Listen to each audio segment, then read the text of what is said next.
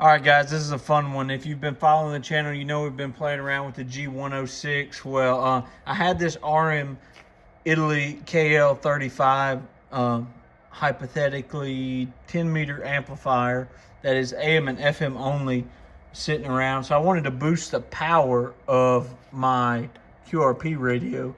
So I slapped this on here, and you know, it's not really made for sideband, but it does work with sideband. I've played around with it. I don't know how it works on the air.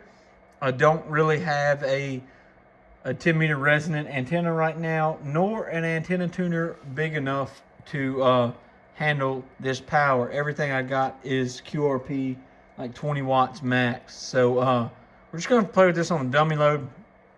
But just so you guys can see it, we're down here. We're on the 200 watt scale, which is the second one right here on the Yaesu tuner. Hello, Kilo India 5 Whiskey Echo Sierra. Kilo India 5 Whiskey Echo Sierra. So a little under 50 watts, and that is average. So we'll go to peak.